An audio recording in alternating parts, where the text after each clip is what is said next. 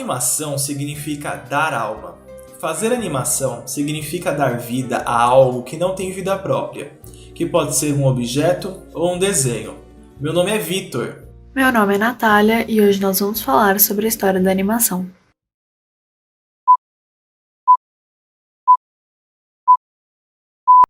O movimento sempre atraiu a humanidade. Suas representações eram visíveis mesmo em pinturas rupestres. A arte busca a expressão de emoções, sentimentos e fatos que aconteceram, e dificilmente essas coisas são estáticas. Por isso, os filmes e desenhos animados são tão interessantes para o público e para o artista. A animação é um tipo de ilusão de ótica, por ser uma simulação de movimentos criados através da exibição de uma sequência de imagens ou quadros. Nessa ilusão chamada persistência retiniana, uma imagem captada pelo olho humano persiste na retina por uma fração de segundo. Se várias imagens forem projetadas de forma sequencial rapidamente, a retina as associa e a ideia de movimento ininterrupto. As técnicas utilizadas mudaram muito ao longo da história. O fenacitoscópio, criado em 1832 por Joseph Plateau, era um disco com vários desenhos que representavam etapas dos movimentos, e quando era girado, produzia a ideia de uma animação. Alguns até dizem que essa técnica foi a precursora das imagens em GIF. O zootropo foi uma evolução do fenacitoscópio. A base era a mesma, com desenhos representando as fases dos movimentos, mas agora isso acontecia dentro de um tambor que girava esses desenhos. Em 1844, Émile Reynaud aperfeiçoou a técnica do zootropo e cria o praxinoscópio, no qual se projetavam desenhos feitos sobre fitas transparentes. Em 1868, John Burns Linnet criou a técnica do flipbook, também conhecida como folhoscópio ou animação de bolso. Ela consiste em uma série de imagens ou desenhos organizados em sequência que, ao ser virados rapidamente, simulam um movimento. No ano de 1900, James Blackton criou o primeiro curta de animação feito em um quadro negro com giz de lousa. A técnica do stop motion significa movimento parado. Neste tipo de animação, um objeto é fotografado do mesmo ângulo diversas vezes, mas com pequenas mudanças em sua posição, também criando a ilusão de movimento. Em 1902, o mágico francês Georges Méliès aprimorou a técnica de stop motion para o cinema, onde estreou o longa Viagem à Lua. Atualmente, essa técnica ainda é muito utilizada, e um dos exemplos mais famosos é do cineasta Tim Burton, que produziu animações como A Noiva Cadáver. Conversamos com o cartunista e animador Zé Brandão, que nos contou um pouco mais sobre as técnicas de que mais gosta. Confira! Eu super gosto de experimentar, assim, de uma maneira mais caseira, como brincadeira, com animação mais stop motion, ou então as várias vertentes do stop motion. Porque o stop motion, por exemplo, com pessoas, né, quando você fotografa pessoas em diferentes poses, produz uma animação com essa sequência fotográfica, é chamada, por exemplo, de pixelation, né? Então, eu brinco muito com pixelation, com pessoas e objetos, mas sim, no meu dia a dia profissional, eu trabalho mais com animação 2D digital. Cada vez mais o que eu pessoalmente, Zé Brandão, me preocupo é em como contar narrativas, como fazer narrativas, histórias cativantes, interessantes, divertidas, usando essa mídia. A animadora 2D, Ana Paula Reis, também comentou a técnica. Nossa, eu acho o stop motion uma técnica absolutamente incrível e linda. Mas a técnica que eu mais uso e que eu sei, né, fazer é a de motion graphics e a animação 2D tradicional, que é aquela que você tem que desenhar frame a frame. Considera-se que o primeiro desenho animado da história data de 1908, é chamado Fantasmagorie e é fruto da obra do francês Émile Cohl. A produção contou com cerca de 700 desenhos e levou aproximadamente 5 meses até ficar pronto. Mas o curta tem pouco mais de 1 minuto de duração. Em 1915, Max Fleischer foi o inventor da técnica conhecida como rotoscopia. Ela permite que se usem gravações reais como base para o movimento da animação. Essa técnica evoluiu e hoje os atores usam uma roupa com sensores que produzem os movimentos e até as expressões faciais para as animações.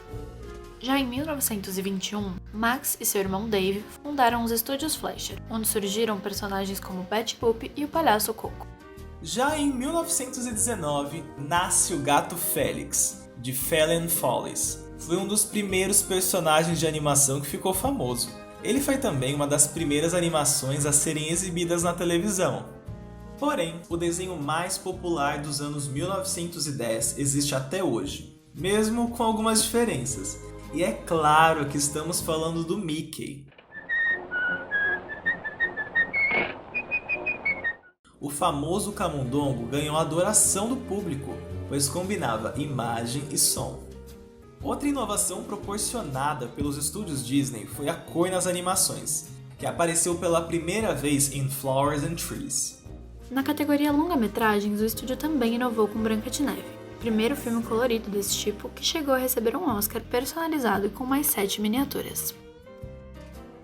E foi por volta desse período que surgiram os grandes nomes da animação, como Pernalonga, Tom e Jerry e Pica-Pau. Em 1960, os Flintstones foi o primeiro desenho a ocupar o horário nobre da televisão dos Estados Unidos. Em 1961, estreou 101 Dálmatas com a nova técnica de xerografia, um recurso de fotocópia que coloca os desenhos originais direto na película, porém a pintura tinha de ser feita à mão. A animação computadorizada ou digital consiste em produzir imagens em movimento por meio de programas de computação gráfica. A partir da década de 80, inicia-se a chamada Era da Animação Computadorizada, com longas e curtas feitos em programas gráficos. De início, os computadores eram usados de suporte para fazer imagens digitais que criam cenários e efeitos especiais, o que barateava a produção. O filme Tron, de 1982, foi o primeiro longa a ter cenas completas feitas por animação digital. Cada vez mais são criados trabalhos com o uso de gráficos 3D, mas os gráficos 2D ainda são muito usados. Além disso, o destino da animação pode ser o cinema e peças publicitárias, mas também pode ser voltado ao design gráfico e à construção de sites. Enquanto a animação 2D tem como característica o uso de traços vetoriais, cores chapadas e desenhos simples, a 3D é feita inteiramente no computador, em softwares de modelagem de animação tridimensional. Aqui, o animador não desenha nada manualmente. Ele modela todos os objetos, formas, personagens e cenários em um programa específico para isso. Quanto ao movimento, as personagens ganham vida automaticamente, por meio de programação já feita ou pelo motion capture, que consiste em gravar ações de atores humanos e usar as informações coletadas para animar modelos de personagens virtuais em animação 3D. A técnica, criada na Escócia, é utilizada em projetos que demandam uma grande e complexa animação 3D em tempo mais ágil. A animação computacional 3D é, antes de mais nada, o sucessor digital da animação por stop motion. A figura animada é modelada no monitor e vestida com um esqueleto virtual. Os gráficos 3D são amplamente utilizados no cinema. Durante os anos da Era da Informação, surgiram muitos estúdios de animação, tendo como destaque a Walt Disney Pictures e a Pixar Animation Studios, que se dedicaram a fazer amostras produzidas por imagens geradas por computador. A primeira amostra lançada foi The Adventures of Andre and Wally B em 1984. Dirigida por John Lasseter, da The Graphics Group, que mais tarde teve seu nome mudado para Pixar. Foi considerado um filme revolucionário para a época, o que despertou o interesse da indústria cinematográfica em filmes de animação, marcando então o início da chamada Era da Animação Computadorizada. A Pixar começou a fazer animações curtas e comerciais, para exibir a capacidade de seus produtos, como foi com a animação Luxo Jr. Back. Front. Um tempo depois, a Pixar e a Disney fecharam um contrato para a produção de 3 longas animados. Toy Story foi o projeto que marcou o início da parceria e, inclusive, o primeiro longa-metragem feito inteiramente por animação computadorizada. As animações desses estúdios foram grandes inspirações para a Anna, que também menciona outros desenhos que marcaram sua trajetória. Confira. Assim, eu cresci vendo muito desenho animado e eu cresci com os filmes da Disney, né, com os filmes da Pixar. mas o que me cativou mesmo foi só quando eu tava adulta já, no último ano da faculdade, que foi quando eu assisti Steven Universe, e foi o desenho que mais me inspirou para começar a aprender desenho, porque antes eu não sabia desenhar absolutamente nada. E a partir do último ano da faculdade eu resolvi aprender desenho e começar a animar, sabe, para poder aprender e querer ir para essa área, assim. Foi um desenho que eu acho que, por conta de trazer tanta representatividade, ele me inspirou muito a querer criar alguma coisa desse tipo também, porque realmente na animação falta esse tipo de representatividade, conteúdo que englobe vários tipos de pessoas, sabe? Então eu acho que foi um desenho que me inspirou muito. Mas, Natália, e qual é a história da animação no Brasil?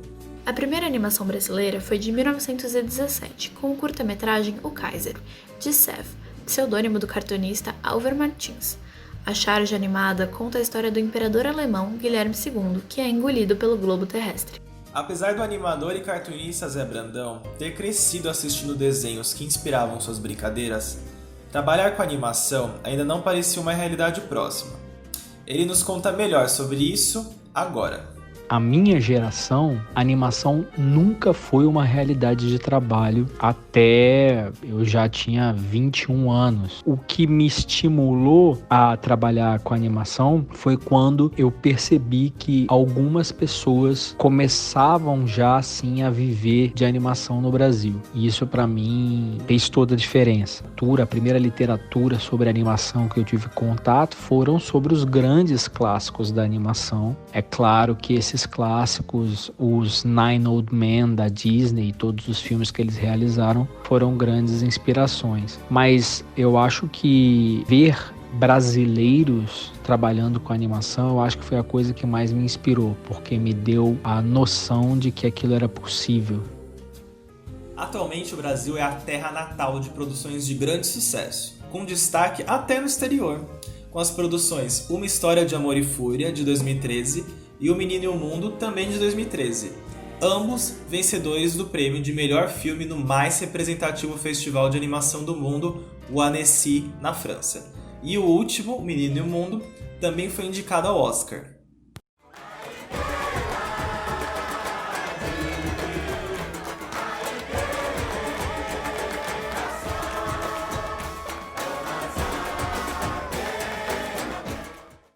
Além dessas, existem as animações feitas para televisão, que já fazem muito sucesso, como a tradicional Turma da Mônica e o Irmão do Jorel. Também destacam-se os Peixonautas e a Galinha Pintadinha, que atingem números impressionantes na TV e na internet. Por falar nisso, o Brasil também possui seu festival de animação, o Animamundi, que recebe cerca de 300 filmes nacionais todo ano, das mais diferentes propostas e técnicas. São obras infanto-juvenis e adultas, experimentais, eróticas, cômicas, feitas em desenho no papel, stop motion, computação gráfica tridimensional, entre muitas outras. O festival começou no ano de 93 e tinha diferentes iniciativas como concursos, eventos públicos e workshops para incentivar as produções independentes e revelar talentos. As mídias como a TV e o cinema já não são mais os únicos espaços para a divulgação de novas obras. Não podemos deixar de falar das animações brasileiras que fazem sucesso na televisão e no cinema, e a primeira delas é a da Turma da Mônica. Baseada nos quadrinhos de Maurício de Souza, começou a ser produzida em 1976 e pode ser considerada a mais tradicional animação brasileira. Depois de serem exibidos no cinema e na TV, os desenhos continuam com grande importância para a animação nacional. Outro desenho de muito sucesso é o Irmão do Jorel, que começou a ser feito em 2002 como uma história em quadrinhos para publicação na revista Quase. Juliano Henrico, o criador da animação, inspirou-se em fotos e vídeos da sua própria família para a construção dos personagens. Aliás, Zé Brandão, um dos produtores de Irmão do Jorel, fez uma reflexão a respeito dessa arte tão diversa. Confira a seguir. A gente pode fazer uma animação, não depende das limitações dos corpos físicos. Então, realmente, as possibilidades narrativas da animação são virtualmente infinitas. É uma arte multidisciplinar realmente, que consegue abarcar vários tipos de arte dentro dela, então tem um potencial praticamente infinito assim de ativar e emocionar. A série foi vencedora de um concurso promovido pelo Cartoon Network brasileiro em 2009 para a produção de novas animações nacionais e passou por mudanças nas personagens para se adaptar ao público infantil do canal. A vovó Gigi, por exemplo, antes tinha um cigarro na boca, mas na animação passou a ter um pirulito verde. Além disso, o design das personagens foi refinado, mostrando a evolução do desenho. A estreia na TV ocorreu no dia 22 de setembro de 2014 e continua no ar, já em sua terceira temporada. A animação já foi amplamente premiada, inclusive no exterior. Já no cinema, as animações não faziam parte da premiação da mesma forma que os outros filmes. O caso da Branca de Neve foi o primeiro, mas não o único, a receber um Oscar honorário, pois teve muito destaque, mas não se encaixava em nenhuma categoria. Nas premiações dos anos seguintes, as animações foram indicadas apenas a categorias sonoras, mas na década de 1990, A Bela e a Fera recebeu uma indicação de melhor filme, sem distinção por ser animado. Apesar de não ter sido o grande ganhador, revolucionou a história das animações no Oscar. Finalmente, em 2002, a Academia resolveu criar uma categoria específica para os filmes animados. Logo nessa primeira edição do prêmio, o vencedor foi o filme Shrek. Desde então, o desenvolvimento do cinema de animação passou a receber maior reconhecimento. No entanto, o setor ainda é dominado pela Disney e Pixar, que começaram como produtoras separadas, mas que hoje são uma só, e juntas acumulam quase 75% dos prêmios de melhor animação. Do papel para as telas de cinema, a animação conquistou o coração do público. Longe de ser algo de criança, ela trata de temas complexos e com uma abordagem sensível, capaz de envolver os sentimentos do espectador, promover reflexão e de unir gerações. No universo animado, é possível quebrar regras e ir além dos limites humanos. Mas me diz, e você? Qual o seu desenho favorito?